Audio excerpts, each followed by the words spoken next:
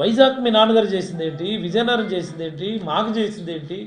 నువ్వు చెప్పు స్వామి, మేము వింటామని చెప్తున్నాం కదా. ఆ మాట చెప్పకుండా ఎర్ర బుక్ తీస్తాను, ఊరికే ఎవడో రాసిచ్చింది నేను మాట్లాడతాను. ఇక్కడ ఏమంతా ఎర్రోలు మేము లేము. ఇక్కడ చదువుకొని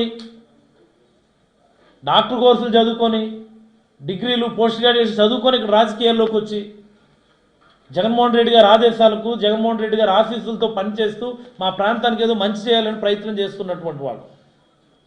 నీలాంటి చదువు సంజయ్ లేనటువంటి పనికిమాలినోళ్ళని మేము పెద్దగా పట్టించుకోము. అసలు తొక్కుకుంటూ వెళ్ళిపోతామే తప్ప ఆగే ప్రసక్తి ఉండదు. నువ్వేంటి నాకు అసలు మా స్పీడ్కి నువ్వేంటి కాసుకోగలవు? నువ్వేంటి కాసుకోగలవు మా స్పీడ్కి? 2 నెలలు ఆగితే స్పీడ్కి బ్రేక్లు వేసేస్తావా? అసలు నువ్వు ఏ నియోజకవర్గంలో పోటీ చేస్తావో నీకు దమ్ముంటే నువ్వు చెప్పు, తర్వాత నీ మాటలు వింటాం మేము. కనీసం మీ నాన్నగారన్న కుప్పం నుంచి పోటీ చేస్తారో లేదో అదన్నా చెప్పు, అప్పుడు వింటాము. ఆ శిరీషకి అసలు టికెట్ ఇస్తారో లేదో ముందు ఆ విషయం చెప్పు, ఆ సంగతి చూద్దాం. ఆ రామ్మోహన్ నాయుడు గురించి మరి చెప్పక్కర్లేదు. అట్లీస్ట్ ఈరోజు ఆయన గుర్తించాడు. ఆయన చేసిన పని కేవలం స్టీల్ కుర్చీలు అన్న విషయాన్ని ఆయన గుర్తించినందుకు చాలా సంతోషం మాకు. ఈ జిల్లా మొత్తం రామ్మోహన్ నాయుడిని స్టీల్ కుర్చీలు ఎంపీగా గుర్తిస్తున్నందుకు సంతోషం మాకు.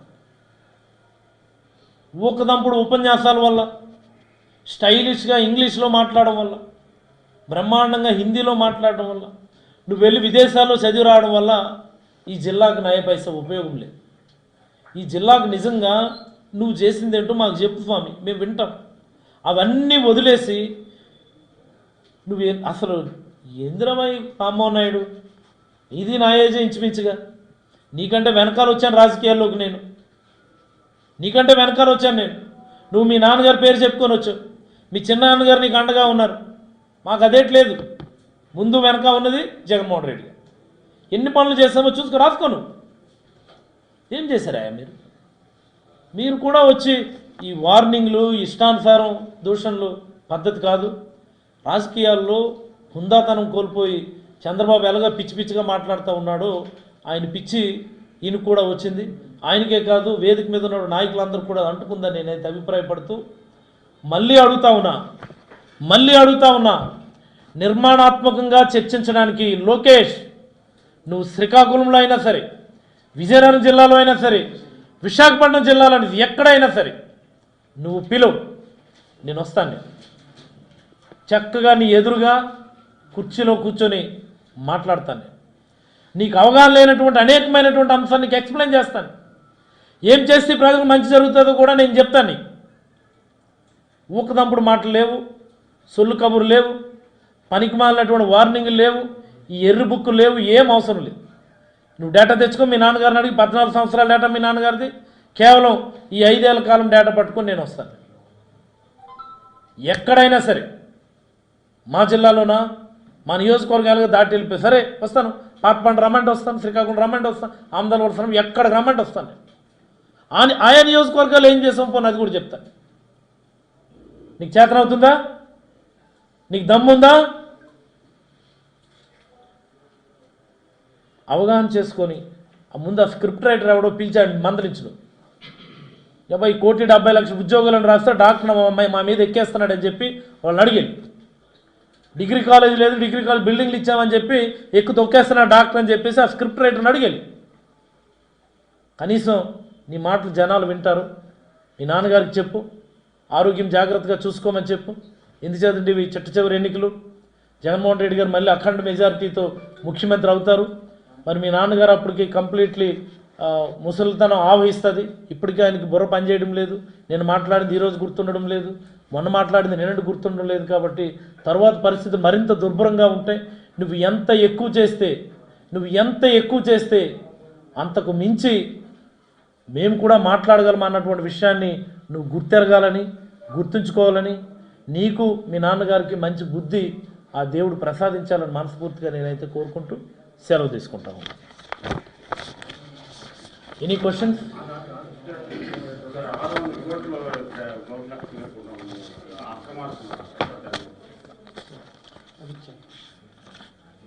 $600 కోట్లు నేను సంపాదించానని. ఎస్, నిజం. నేను 600 కాదండి, అవి యాక్చువల్గా 606 కోట్లు. అవి 606 కోట్లు నేనైతే సంపాదించాను. కాకపోతే ఆ డబ్బులన్నీ కూడా ఆస్తుల రూపంలో ఉన్నాయి, నా బినామీల పేర్ల మీద ఉన్నాయి. ఇదిగో నా బినామీల పేర్లు కూడా చదువుతూ ఉన్నాను నేను. గౌతు విజయలక్ష్మి గారు, వైఫ్ ఆఫ్ గౌతు శివాజీ గారు. యార్లగడ్డ శిరీష గారు, వైఫ్ ఆఫ్ యార్లగడ్డ వెంకన్న చౌదరి గారు. యార్లగడ్డ వెంకన్న చౌదరి గారు గౌతు శివాజీ గారి కల్లుడు. గౌతు అనురాధ గారు గౌతు శివాజీ గారి కుమార్తె. వీళ్ళందరూ నా బినామీలు. అనేకమైనటువంటి ఆస్తులు నా బినామీల పేర్ల మీద నేనైతే కూడగట్టాను. వాటన్నిటి వివరాలు కూడా మీకు ఇవ్వడం జరిగింది. వాస్తవానికి అయితే నాకు మరి మంచి ఆలోచన వచ్చింది. ఎలాగని లోకేష్ ఎలాగో వస్తున్నాడు కదా, ఆయన చేతుల మీదుగా పంచిపెట్టేద్దాం. అండ్ మోస్ట్ ఇంపార్టెంట్, కొన్ని 100 ఎకరాలు డీ పట్టా భూములు ఉన్నాయి నా బినా ఈ నలుగురు పేర్ల మీద. అవి కూడా నేను అక్రమంగా సంపాదించినవి. ఈ నలుగురు పేర్ల మీద అనేకమైనటువంటి డీ పట్టా భూములు కూడా ఉన్నాయి. వాటిని కూడా పంచేస్తాను. దయచేసి లోకేష్ గారికి మీరు, మంత్రి గారు ఇదిగో ఆయన ప్రెస్ మీట్లోనే చెప్తున్నాడు, తన ఆస్తుల్ని తను సంపాదించినటువంటి 606 కోట్ల అవినీతి ఆస్తుల్ని ప్రజలకు పంచిపెడతానన్నాడు.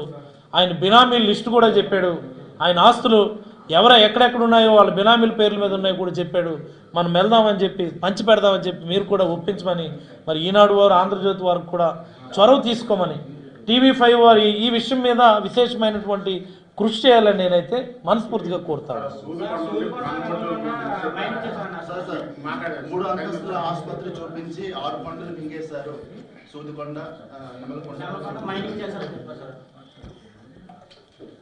నల్లబొడ్లూరు కొండని ఎవడో అన్నాడు. నల్లబొడ్లూరు కొండ దగ్గరికి మనం వెళ్దాం. ఆవిడ కూడా తీసుకొని రండి. అక్కడే కావాలంటే నల్లబొడ్లూరు కొండ దగ్గరే కూర్చొని చర్చించుకుందాం. అసలు ఆవిడకి ఏమైనా అవగాహన ఉందా? ఉద్దానంకి ఏంటి కావాలి, ఆవిడకి ఏమైనా అవగాహన ఉందా? నల్లబొడ్లూరు కొండ దగ్గర అయినా నేను వస్తాను. మీరన్న సూదికొండ ఎవడు తినేశాడు, ఎవడు ఎన్నెన్ని ఎకరాలు అక్కడ గోతులు తవ్వేశాడో నేను చూపిస్తాను. ఆవిడ వస్తుందా? ఆవిడ రమ్మనండి. ఇటువైపు ఏదైతే గొలికిస్తున్నారో ఒక 3 నెలల్లోనూ ఎవడైతే గొలికింది ఆడికెళ్ళి స్వీట్ పెట్టింది ఆవిడ. రారా నాయన అనుకుంది. మేము చెప్తున్నా వెళ్ళిపోరా నాయన అనుకుంది. ఏంది నేనే లేకపోయింది ఉంటే మీకు అందరికి కూడా తెలుసు అలా స్థానిక విలేకరులు కాబట్టి. Any more question? నిర్మించిన 2000 ఇళ్ళు, అలాగే పుదూరు ఇల్లు 200 ఇల్లు ఇప్పటి వరకు ప్రజలకి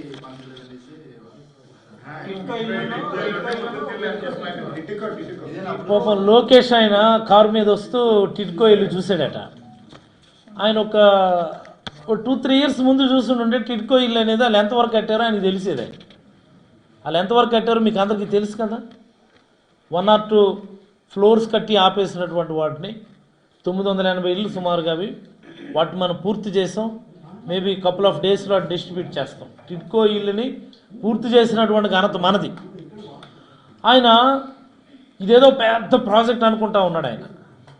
ఆయన కొద్దిగా ఇటు పక్కకు తిరిగి చూస్తే ఆడ కనిపిస్తుంది ఆయనకు ఒక సుమారుగా 75 ఎకరాల్లో 2500 జగనన్న కాలనీ, సుమారుగా 70-80% ఇల్లు పూర్తి అయిపోయినటువంటి ఒక నగరం అక్కడ కనిపిస్తుంది కొద్దిగా ఆయన పక్కకు తిరిగి చూస్తే. అదే టిడ్కో ఇల్లు నానుకొని జరుగుతున్నటువంటి పనులు 150 ఎకరాల్లో జగనన్న స్మార్ట్ లేఅవుట్ కోసం అని చెప్పి మనం రోడ్ వర్క్స్ అన్నీ కూడా బ్రహ్మాండంగా చేస్తూ ఉన్నాం. ఏమై కనిపించలేదా లోకేష్ అన్న? 150 ఎకరాల్లో స్మార్ట్ లేఅవుట్ పలాస్ కోసం తయారు చేస్తూ ఉన్నాం. ఆ పక్కనే 2500 ఇల్లు ఇచ్చినాం అక్కడ జగనన్న లేఅవుట్ అని. వెళ్ళి చూడు, పెద్ద టౌన్షిప్ అక్కడ నిర్మాణం జరిగిపోయింది. నువ్వు ఇచ్చిన ఇల్లు అండి, నాకు అర్థం కాదు. ఇలాంటి టౌన్షిప్లు మా నియోజకవర్గంలో ఇన్నున్నాయి. కాబట్టి ఆయన కేవలం భయపడి టౌన్లోంచి వెళ్తే చాలా సగర్వంగా నిలబడినటువంటి రీసెర్చ్ హాస్పిటల్కి నమస్కరించాల్సి వస్తుంది అన్నటువంటి భయంతో నేను టౌన్లోంచి వెళ్ళలేదనుకుంటా ఉన్నాను. టౌన్లోంచి వెళ్తే రండి, ఎవరైనా సరే మా పలాసకు రండి, స్వేచ్ఛగా జీవించండి అని చెప్పి ఆహ్వానం పలికేటటువంటి వైడ్ కేటీ రోడ్డు ఆహ్వానం పలుకుతుంది అన్నటువంటి భయంతో అయినా టౌన్లోంచి వెళ్ళలేదని నేను అనుకుంటాను.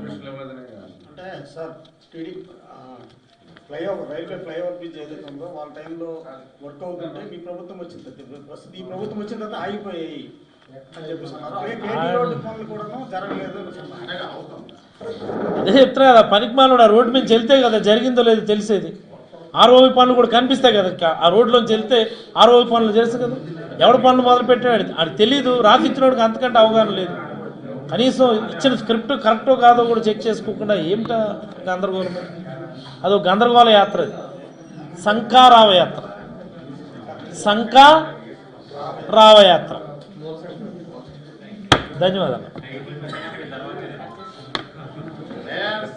కేసుల గురించి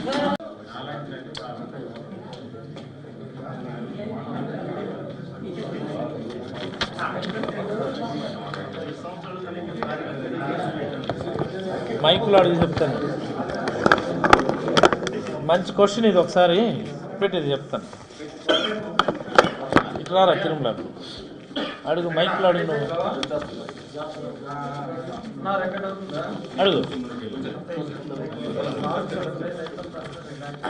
5 సంవత్సరాలుగా అనేక మంది కార్యకర్తలపై కేసులు పెట్టారనేసి ప్రధాన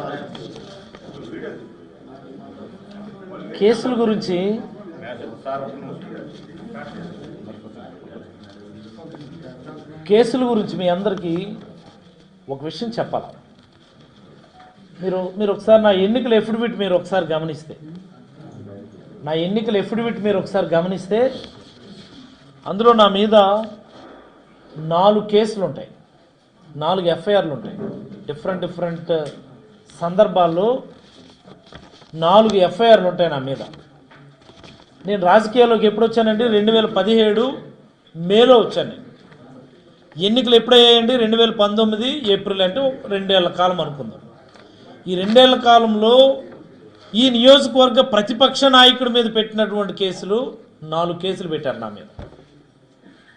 ఇప్పుడు ఇదే శిరీష గారు 5 సంవత్సరాలు ప్రతిపక్షంలో ఉంది కదా, ఆవిడ మీద ఒక్క ఎఫ్ఐఆర్ ఉందా? Single FIR. I'm challenge. మీరు వెళ్ళి అడగండి ఒకసారి. కేవలం 2 ఏళ్ల కాలం నేను అపోజిషన్ లీడర్గా, 5 ఏళ్ల కాలం కూడా కాదు, 2 ఏళ్ల కాలంలో నా మీద 4 ఎఫ్ఐఆర్లు ఉన్నాయి. ఆ 4 ఎఫ్ఐఆర్ల వివరాలు కూడా ఎన్నికల ఎఫిడవిట్లు ఉంటాయి, మీరు చెక్ చేసుకోండి. 2018 కాశీబు పోలీస్ స్టేషన్లో ఎఫ్ఐఆర్ నెంబర్ 33, ఐపీసీ సెక్షన్స్ 143, 283, 341, 141. ఈ కేసు ఏంటో తెలుసండి. ఇది డోకి హరీష్ అనేటటువంటి ఒక వ్యక్తిని కిరాతకంగా ఇక్కడ తెలుగుదేశం పార్టీ కార్యకర్తలు రోడ్డు మీద కొట్టి చంపేసి రైల్వే ట్రాక్ మీద పడేస్తే ఈ పలాస నియోజకవర్గంలో ఉన్నటువంటి వేలాది మంది ప్రజలు ఒక రోజంతా కూడా కొన్ని వేల మంది ప్రజలు రోడ్డు మీదకి వచ్చి ధర్నా చేసి ఆ ప్రజలందరినీ మోటివేట్ చేయడంలో, ప్రభుత్వాన్ని ప్రశ్నించడంలో మేము చేసినటువంటి పాత్రకి వాళ్ళు మాకు ఇచ్చినటువంటి బహుమానం 4 సెక్షన్లు. 2018 ఎఫ్ఐఆర్ నెంబర్ 33 నోట్ చేసుకోవాలి, చాలా ఇంపార్టెంట్. మరి అలాగే 2018లో ఎఫ్ఐఆర్ నెంబర్ 72 కాశీబు పోలీస్ స్టేషన్లోనే 151C. ఇదేంటో కేసు తెలుసండి. ఇది ప్రత్యేక హోదా కోసం మేము ఉద్యమం చేస్తే, ప్రత్యేక హోదా కోసం అని చెప్పి మేము ధర్నాలు చేస్తే దానికి అప్పటి ప్రభుత్వం మాకు ఇచ్చినటువంటి బహుమానం మా ఎఫ్ఐఆర్. ఇంకొక FIR CrPC number 104/2018 sections 353, 341 and 34. ఇది దేనికో తెలుసండి? ఈ బహుమానం దేనికో తెలుసా? తిత్లీ తుఫాన్ సమయంలో, please mark my word, Titli తుఫాన్ సమయంలో ఎన్యూమరేషన్ కేవలం తెలుగుదేశం పార్టీ వాళ్ళకే పేర్లు నమోదు చేసుకుంటా ఉన్నారు. నేను చెప్పింది వాస్తవమా కాదు? మీరందరూ కూడా నా హాస్పిటల్లోనే ఆ రోజు జనరేటర్ పెడితే, ఇంటర్నెట్ పెడితే మీరందరూ కూడా వార్తలు పెట్టుకున్నారు. నష్టపోయింది తెలుగుదేశం వాళ్ళేనా? ప్రజలందరూ నష్టపోయారా? ఎన్యూమరేషన్ కేవలం తెలుగుదేశం పార్టీ కార్యకర్తల పేర్లు రాసుకుంటా ఉంటే మేము రోడ్డు ఎక్కాము. మేము తినడానికి తిండి లేదు మాకెవరికి అప్పుడు, త్రాగడానికి మంచినీళ్ళు లేవు మాకెవరికి అప్పుడు, కనీసం ఎవరితో మాట్లాడదామంటే సెల్ ఫోన్ సిగ్నల్స్ లేవు. పిల్లం ఎక్కడుందో తెలియదు, పిల్లలు ఎక్కడున్నారో తెలియదు, కుటుంబం ఎక్కడుందో తెలియదు. అలాంటి సమయంలో మేము ప్రజల కోసం రోడ్డు ఎక్కాం. మేము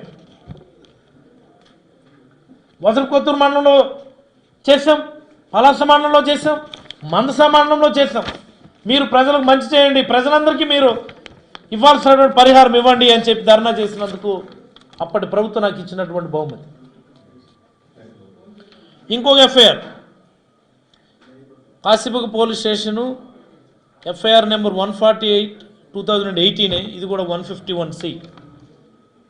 ఇది కూడా మరొక ఉద్యమం కిడ్నీ జబ్బుల కోసమని చెప్పి మేము 11 రోజులు ధర్నా చేశాం. మేము కిడ్నీ జబ్బులను ఆదుకోవాలా, హాస్పిటల్ కట్టండి, మంచినీళ్ళు ఇవ్వండి, పెన్షన్లు ఇవ్వండి అని అడిగిన పాపానికి 11 రోజులు మేము రోడ్డు మీద ధర్నా చేశాం. మీకు అందరికీ తెలుసు. దానికి అప్పటి ప్రభుత్వం నాకు ఇచ్చినటువంటి బహుమానం అది. కేవలం 2 ఏళ్ల కాలంలో ప్రతిపక్ష నాయకుడిగా ఇక్కడ ఉన్నటువంటి ప్రతి ఎఫ్ఐఆర్ కూడా ఇదేదో క్రిమినల్ యాక్టివిటీలో ఇన్వాల్వ్ అయినటువంటి ఎఫ్ఐఆర్లు కాదు. కేవలం ప్రజా సమస్యల కోసం, ప్రజల కోసం, ప్రజలకు మంచి చేయడానికి మేము ఉద్యమాలు చేస్తే, ధర్నాలు చేస్తే అప్పుడు ప్రభుత్వం నాకు ఇచ్చినటువంటి బహుమానం. ఏది ఈ ప్రభుత్వం ఇక్కడ ఉన్నటువంటి ప్రతిపక్ష నాయకురాల మీద ఒక్కటంటే ఒక్క ఎఫ్ఐఆర్ నమోదు చేసిందా? చెప్పండి చూద్దాం. చెప్పమనండి. ఎందుకు ఇదంతా ఈ పనికిమాలిన ఈ చర్చ అంతా ఎందుకు? ఇది ఎర్ర బుక్ ఎందుకు, ఎర్ర బుక్ ఎందుకు? మాకు మేమెన్ని పేర్లు రాసుకోవాలా? ఎంతమంది మీద రౌడీ షీట్ ఓపెన్ చేయించారు మీరు? బాతుపురంలో ఎక్స్ సర్పంచ్, అప్పటి సర్పంచ్ ఒక మహిళను చూడకుండా జుత్తు పట్టుకొని వీధిలోంచి లాక్కెళ్ళినటువంటి దౌర్భాగ్య చరిత్ర గౌతు కుటుంబానికి. మర్చిపోయామనుకున్నారా? అక్కుపల్లి ఎక్స్ సర్పంచ్, ఆయనకు మీరు రౌడీ షీట్ ఓపెన్ చేయించలేదా? ఉద్దాన గోపినాథపురం ఎక్స్ సర్పంచ్ కొడుకు శ్రీని మీద మీరు రిమాండ్కి పంపించలేదా హత్యానేరం కింద? ఎంత పెద్ద గొడవ జరిగిందో మీకు తెలుసు కదా. ఎంతమంది కార్యకర్తలు మీరు రాచి రంపాను పెట్టారు? మర్చిపోయామనుకున్నారా? కాకపోతే అలాంటి పరిస్థితులు ప్రజలకు ఇవ్వకూడదని చెప్పి ఏ రోజు కూడా మేము అదుపు తప్పలే. ఒక్కొక్కరు మాట్లాడుతూ ఉంటారు, మీరు చూస్తుంటారు కదా సోషల్ మీడియాలో కూడా. నరికేస్తాం, తన్నేస్తాం, చంపేస్తాం, 2 నెలలు ఆగండి మిమ్మల్ని ఊరు నుంచి తరిమేస్తామని చెప్పేసి. అంటే మరి మా కోపాలు రావా? మేము ఆల్రెడీ అధికారంలో ఉన్నాం కదా, మేము చేయాలనుకుంటే చేయలేమా? కానీ ఏ రోజు కూడా మేము అదుపు తప్పలేదే.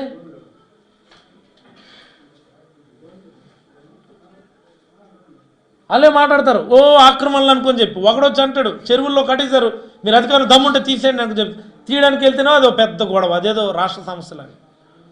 ఇంకోటి అంటాడు, కాలువలు ఆపేస్తాడని చెప్పి ఆడే కాలు మీద పెద్ద కట్టడం కట్టేస్తున్నాడు, అది తీయడానికి వెళ్తేనే అదో పెద్ద గొడవ. ఏం బ్రతుకులు రా మీవి అసలు? నాకు అర్థం కాదు. ఏం బ్రతుకులు ఇవి? బానిస బ్రతుకులు మీవి. మారండి.